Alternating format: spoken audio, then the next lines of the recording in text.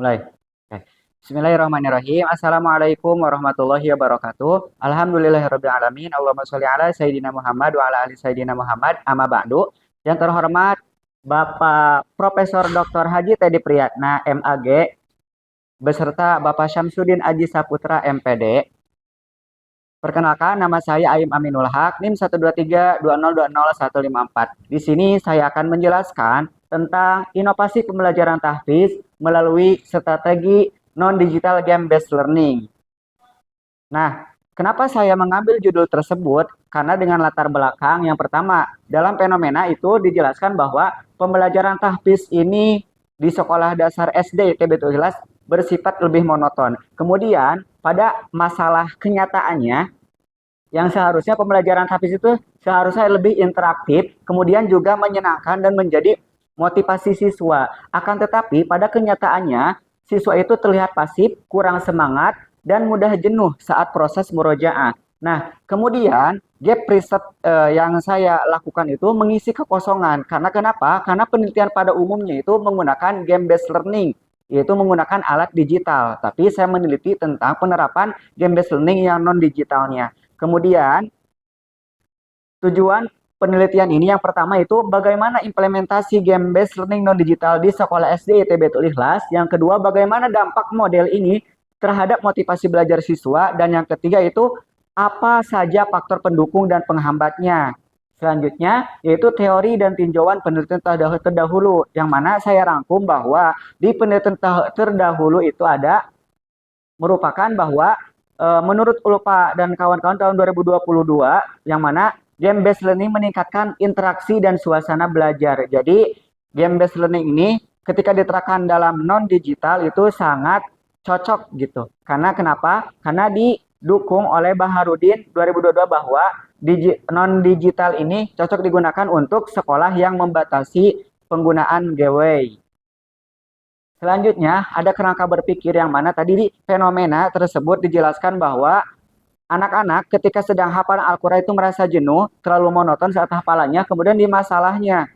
Masalah yang seharusnya itu menjadikan ketika murojaah itu meningkatkan motivasi siswa, akan tetapi karena sifat yang monoton akhirnya menurun. Kemudian pembatasan gawai, bahwa kenapa saya menerapkan metode ini non-digital, karena di sekolahnya memang dibatasi alat-alat elektroniknya, kemudian teori game-based learningnya, kemudian implementasinya jadi menerapkan teori non-digital game-based learning ini. Kemudian setelah diterapkan bahwa terdapat dampak motivasi siswa, akhirnya dengan game-based learning non-digital ini siswa lebih semangat lagi. Kemudian ada faktor dan pendukungnya, yang mana faktor pendukung ini bahwa didukung oleh kepala sekolah, guru-guru, dan juga mendukung program-program yang ada di sekolah dengan batasan-batasan penggunaan alat elektronik. Selanjutnya, metode penelitian yang saya lakukan yaitu pendekatan kualitatif deskriptif dan sumber data informasinya melalui guru tahfiz, kemudian siswa kelas 1, 2, dan 3, kemudian populasi sampelnya menggunakan seluruh siswa kelas 1 sampai 3, dan teknik pemerintah menggunakan observasi, wawancara, dokumentasi berupa RPP dan LKH, kemudian analisis datanya menggunakan Miles and Huberman. Selanjutnya, hasil penelitian rumusan masalah yang pertama, yang mana implementasi non-digital game-based learning itu dalam pembelajaran tahfiz. Jadi, dalam pelaksanaannya yaitu permainan sambung ayat ini dilakukan secara berkelompok. Nah, selanjutnya, siswa ini menyambung ayat secara bergiliran dalam bentuk relay. Kemudian suasana kelas menjadi interaktif, ceria, dan kompetitif. Kemudian, nah ini merupakan hasil penelitian rumusan masalah tersebut yang poin yang pertama.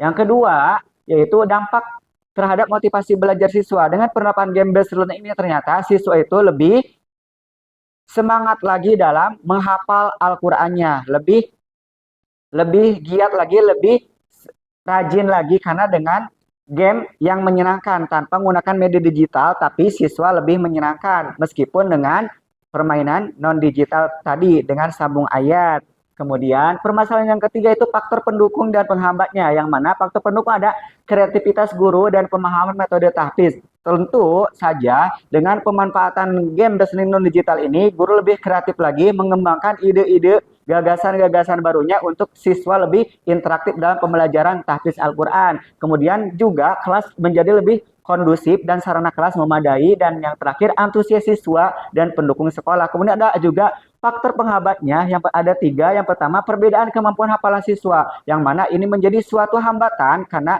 perbedaan hafalan siswa. Kemudian keterbatasan waktu belajar, terus konsentrasi siswa yang mudah menurun pada jam siang. Selanjutnya, hasil penelitian dan pembahasan. Jadi, hasil penelitian yang saya lakukan bahwa menunjukkan bahwa game based learning non digital ini efektif gitu untuk meningkatkan fokus siswa, motivasi dan kelancaran siswa. Yang mana temuan saya ini sejalan gitu dengan penelitian terdahulu yang mana menunjukkan bahwa game based learning digital ini cocok digunakan di sekolah yang membatasi alat elektronik atau GW. Selanjutnya kesimpulan, ya, jadi berdasarkan hasil penelitian yang saya lakukan bahwa strategi non-digital game based learning ini terbukti sangat efektif meningkatkan antusiasme siswa, motivasi belajar siswa sehingga siswa belajar lebih menyenangkan dan kondusif. Oke, sekian yang bisa saya sampaikan. Kurang lebihnya mohon maaf. Wassalamualaikum warahmatullahi wabarakatuh.